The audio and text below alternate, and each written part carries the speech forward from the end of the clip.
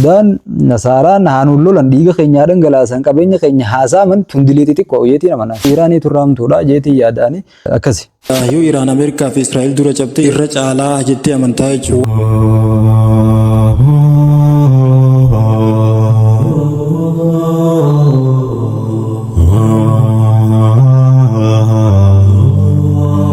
السلام عليكم ورحمة الله وبركاته. هردفتو تافي داوتو تخينيا جر جرتو فيا خيسني بكي سنجرتني تنجيني فياني سني وجه جراتو يجا ايين اكو بالمني تري شرجني بايلما خينيا غوتو نانو ني دفنيتي جراتن دوغا سيتن دوغاني سيهم بدين دوغاني سنتبا سيتن دوغما إسا سنتي حمل سيجا اكو مورمو ماي ماي سامبانتو تاوي رسيكو ويا بلاش تاوي راس بلاش وجيچو ويا اكس جنتني يا كجيل فني الالچاتو بدا جرا اجندو شريعتو گتما جرا ديمس خينياس تاوم خينياس dubbachuu fi hojjechuun keenyas shari'aa rabbii qulqulluu irratti hundaa'aan ta'eef sooshaal miidiyaa kana irratti komadii ittiin bohaarru tan nuti jaalan irra wayyaadha jechuudhaaf yoo nama tokkoo fi lamaaf illee taate shari'aa rabbii qulqulluu tana hamma ifii hubannetti hubachiisne gaariidha jechuudhaaf istiidiyoo TV Fajrii qaroominaa keessatti marii haala yerootiif sagantaa teenya qophii torbee taa kennee qophii torbee irraa eegaluu keenya kan waliin mari'achuuf istiidiyoo keessatti wajjin argamnu saahiba kiyya Ustaaz Saifuddin Abdallah hanga dhuma sagantaa teenyaa nu faana turaan afeerraa teenya duraan dursee Ustaaz Saifuddin Abdallah afeerraa teenya kabajuun baga gara istiidiyoo teenyaa nagaan dhuftan isiniin jenna salaama daame Bismillah wassalatu wassalamu ala rasulillah sallallahu alaihi wasallam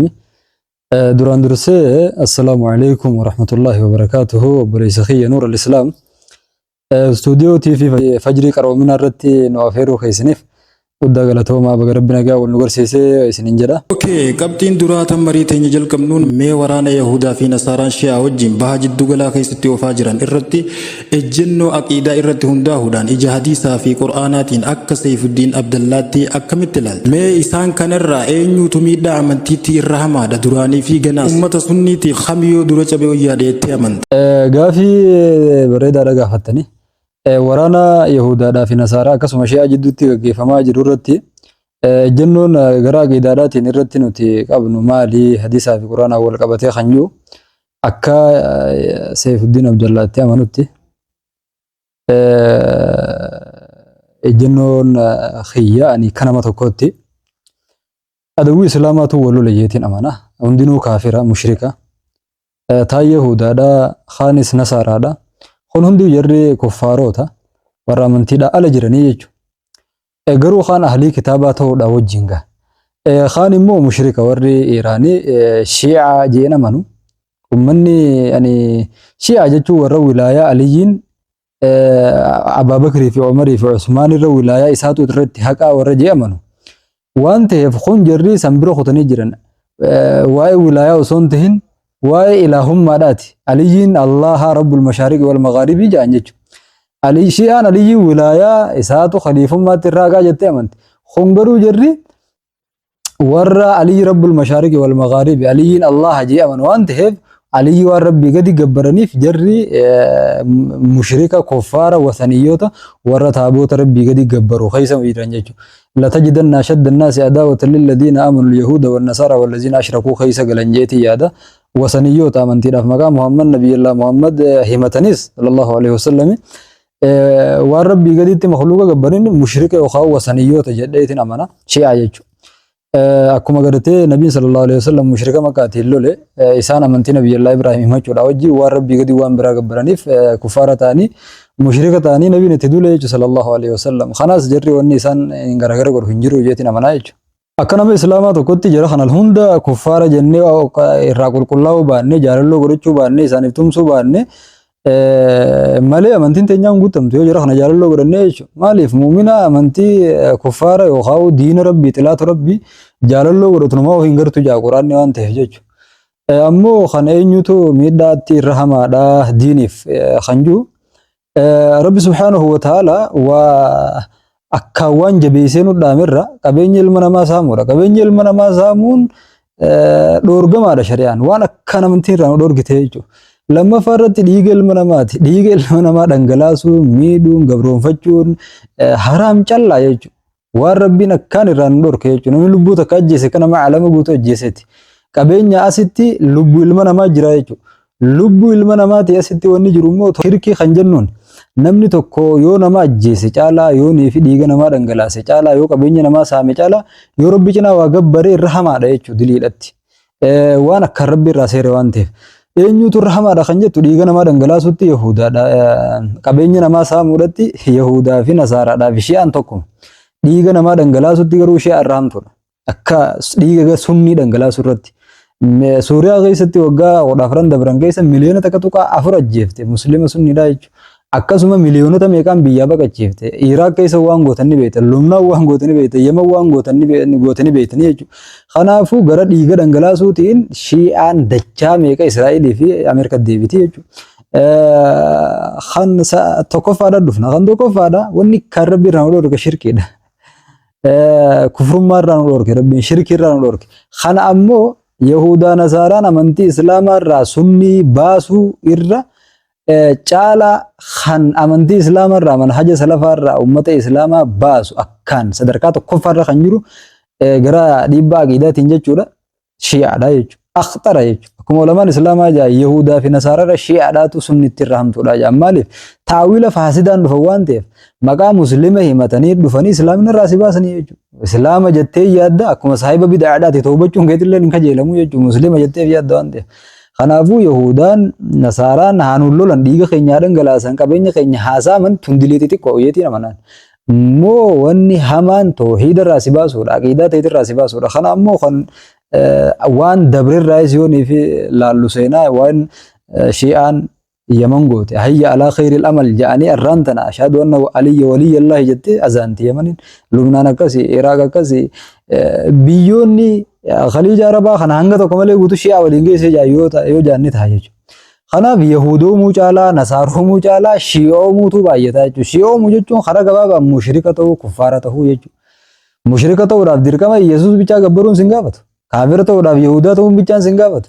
Yoo rabbi gadi waan feete gabbartee ati mushrika ja'amta kaafira ja'amtaa jechuudha. Gabaabdumatti jechuudha. Kanaaf namoota isin Iraan ajjeefteetu irra caalaas dura. Namoota Iraan gara sunniirraa achi deebisteetu irra caala jechuudha Yahudaarra jechuudha. Kanaaf kaarisaan balaan guddoon muslimni kumaatamaan dhumuurra wayyaa namni hurnan tokko amantii Islaamarraa garagalurra jechuudha. Ka Islaamni irratti shahiideedhani kota garuu aqiidarraa garagaluu nama garagalchuun waan fokkotaa waan amantii Islaamarraa garagaluurra balaan musiibaan hin jirtu jechuudha. Musiibaan duniyaadhaa fi qabeenyaa uumaati miti. Sanumattuu immoo Iraaniitu raamtuudha jeetii yaadaani.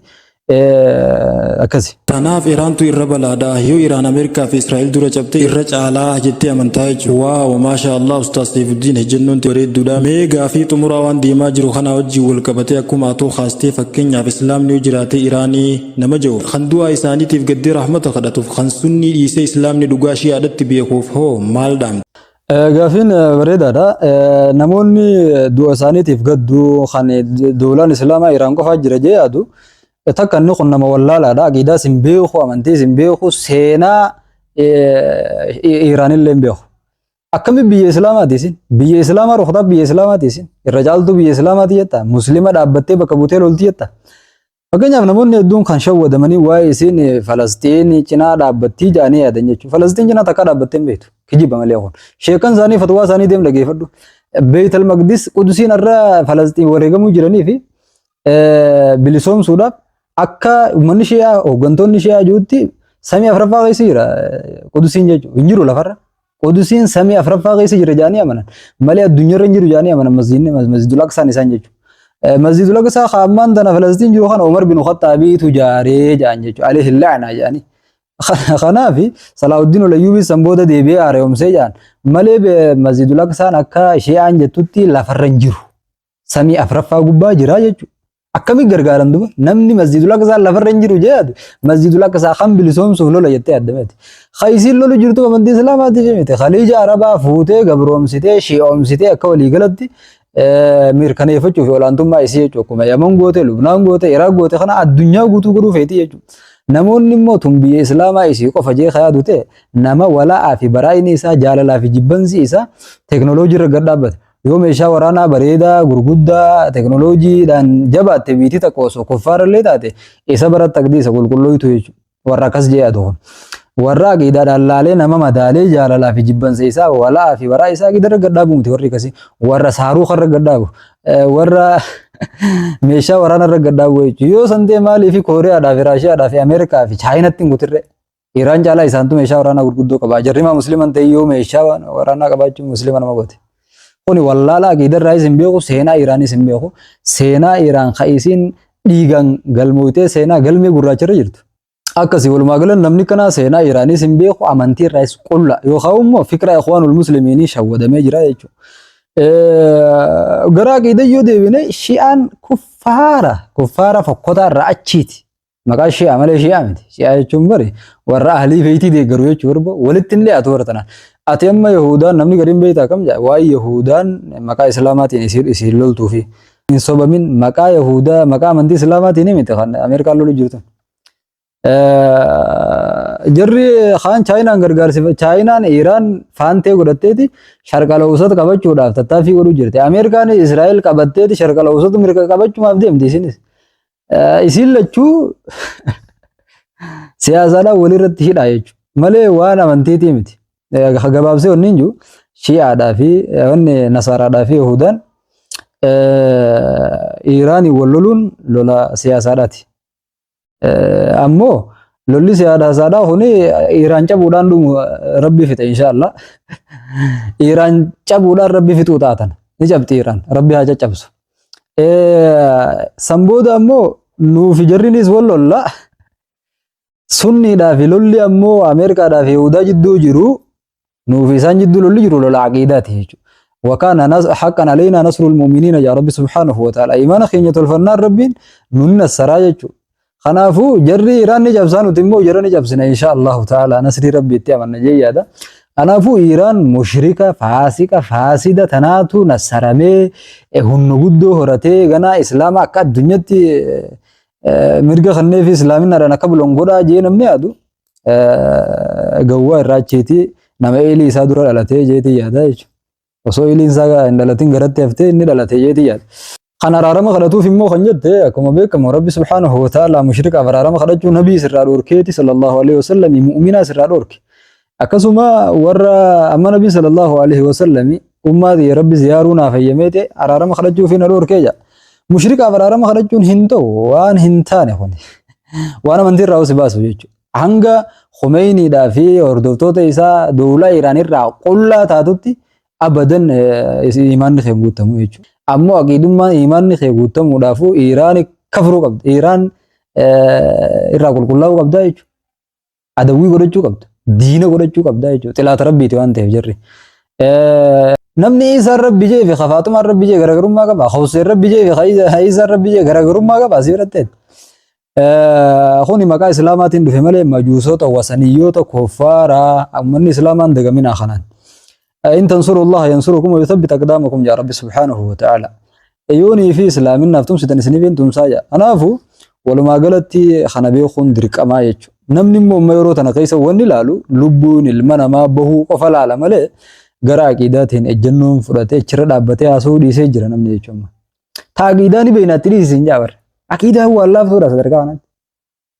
توحيد أبل على رأسه توحيد أجرا توحيد يجون مو ربي تو جونسون كفار راغول كله دملت مشرك راغول كله ملت هنتو يجو اما نما تو كone غركم يسنجتني نما ايران فارس سعودي عرب سبي اسلام توحيد اسران فجأ الدنيا غوتريج ونما مظاهره المشركين على المؤمنين تهيج ور مشركات ديج دبته اسلام ردول ودا يجون خوني والله لا عقيداتي بخم مالف دغا بيدو إسا خنجو خاني دوغا إلالشي دوغرا خان أما ديما جرو مالف أميني إيران أمان تنا خيس دبت مالف درانين دبتيني خجو بغا ما دبني مال قبيو ما دبني توحيد إيران إلى النبي الرب سويسي ناموس النبي جاب سويسي هذا مؤمن توتا الرب سو قرآن محرف جاني يادو علي ربي جاني وسير ربي جاني يادو ملائكة في أنبيوتا تولو في قبري حسين زيارة علي رب المشارق والمغارب ديلا إسان كفما فازقما إساني ديلا تنا تولين غروتنا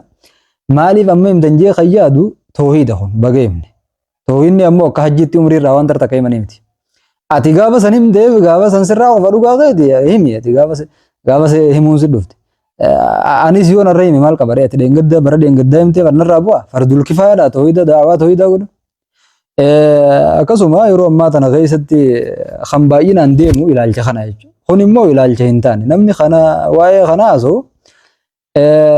maaliif tawhidni himama jee akka waan gartee tawhid deemuun Ameerikaan nama ergachuudhaa kasa'u kitaaba asaalibu da'awaatis waan takka irraa waan qareen qabu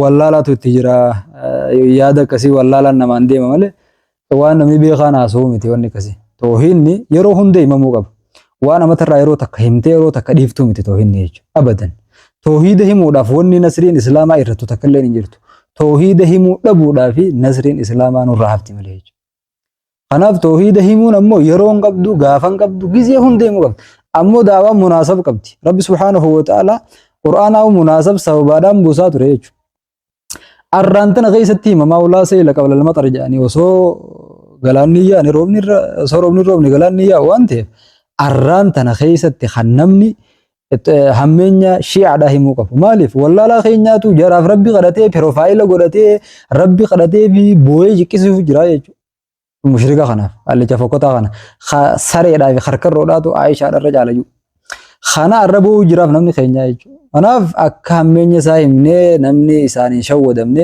kijiba isaa kanaan shawwadamee aqiidaan isaa duraan laaqabneef arra hammeenya shi'aa himuu qabdi arra hammeenya Iraan himuu qabna jechuudha kanaafuu rabbi subhaanahu wa ta'ala isaan hunda waliin haa caccabsu amantii islaamaa rabbi haa nassaru aqiidaa manhaja salafaa rabbiin yeroo hundaa ol haa taasisuu jenna akkasi xumurarra wanniin dhaammadhu dhugaa dabsuun hin ta'u ni isin dabsamtu dhugaan abbaa dhugaan dabsa jee dabee hafa malee jechuudha akkasi ammoo TV'n yookaan stuudiyoon fajrii qaroomina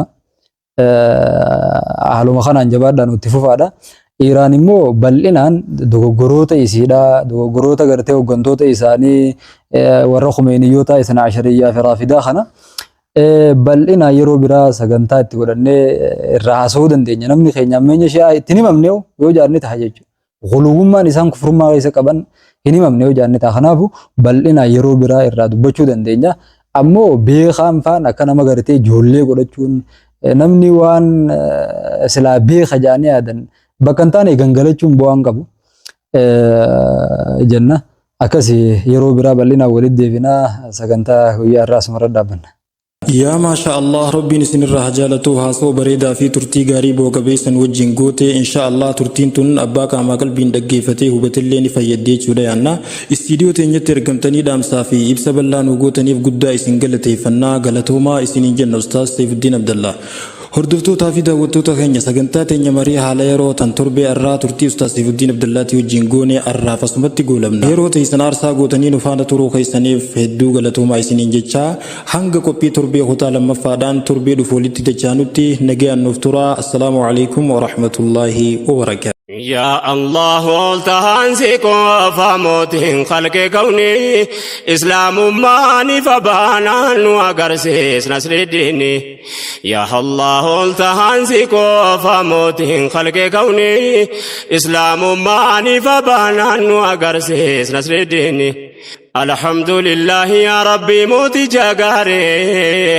الصلاة والسلام على خير البشر وآله وصحبه والتابعين الأخيار كراها كيف كرتي مان النجاري سنة نبي كثير ردمه نقرقاري قلبي كنيان طهاري أكا خدم نديني إسلام ماني فبانا وقرسيس نسيديني tokkicha kan kee qabna rakkoo waan itti mannu maalillee sitti manne takkaasi biraan dhabnu amma suntinuu keessa guddifne si kadhannu taqwaadhaa fi himanii tabaata akka argannu akka khayrii hojjenne bor fuula kee dhaabbannu akka akhiraatti hin gammannu yaa Allah yaa Rahmaani islaamummaani fabaanaan nu agarsiis nasri diinii Gufuuf gufaata diiniyaati nu jalaa kaase qalbii keenya dheebota imaaniin nu obaase nafsiyyaaf ibliisatu nutti ta'e waswaase karaa feete nu oofte nu taasifte gowwaase nu qabee nurraa dhochi bowwaase nuti hin qabnu quwwaase kan ittiin of eenyuuni islaamummaan ifa baanaan nu agarsiis Nasridiini.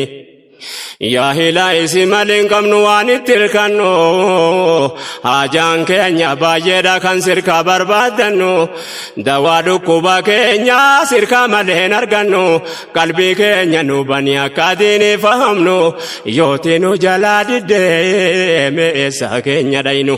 Garatti deebinu hin qabnu nu da'ifa miskiini islaamummaan ifa baanaan nu agarsiise Nasridiini.